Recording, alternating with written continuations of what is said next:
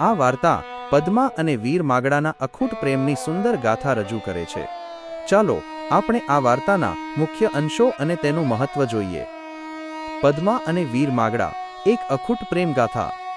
આ વાર્તા સૌરાષ્ટ્રના એક ગામથી શરૂ થાય છે, જ્યાં વીર માગડા નામનો એક શૂરવીર, નિષ્ઠાવાન અને વિજયી યુવાન રહેતો હતો. તે ભલે ભૂતપૂર્વ રાજવીનો વંશજ હોય, પણ તેનું જીવન જનકલ્યાણમાં સમર્પિત હતું. તે જ ગામમાં પદ્મા નામની એક સુંદર, વિદુષી અને નિર્મળ હૃદયની યુવતી રહેતી હતી, જે તેની વાણી, નૃત્ય અને ભક્તિ માટે જાણીતી હતી. પ્રેમનો પ્રારંભ. એકવાર ગામના મંડપમાં આયોજિત ગરબામાં પદ્મા અને માગડાની નજર મળી અને તેમની આંખોથી જ વાત થઈ ગઈ. તેમના હૃદયે એકબીજાને ઓળખી લીધા અને પ્રેમનો બીજ રોપાઈ ગયો. પ્રેમનો પડકાર.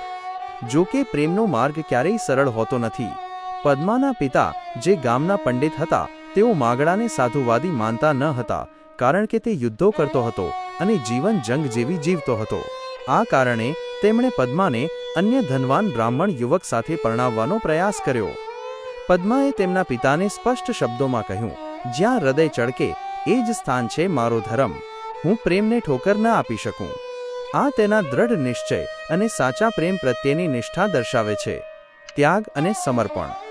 વીર માગડાએ ગામ છોડવાનો નિર્ણય લીધો, પરંતુ પદ્મા રાત્રે છુપાઈને તેના સુધી પહોંચી અને કહ્યું, હું તારા વગર જીવી શકું નહીં. ચાલ. પથ વિપરીત હોય તો પણ પ્રેમ સાચો હોવો જોઈએ.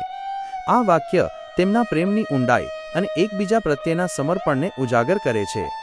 1.5 વર્ષ સુધી બંને જૂનાગઢ નજીક એક સાધુના આશ્રમમાં રહ્યા. સમય જતાં સંજોગો બદલાયા.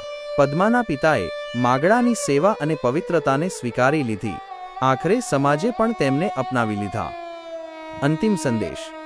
પદ્મા અને વીર માગડાની પ્રેમ કથા આજે પણ લોકો ભજનો, ગરબા અને કથાઓમાં ગાય છે. આ કથા પ્રેમ માટે સર્વસ્વનો ત્યાગ કરવાની વીરતા અને સાચા પ્રેમ માટે પ્રતિકૂળ સંજોગોમાં પણ અડગ ઊભા રહેવાના સંકલ્પનું પ્રતીક છે. આ વાર્તા દર્શાવે છે કે સાચો પ્રેમ તમામ અવરોધોને પાર કરી શકે છે અને અંતે વિજયી બને છે.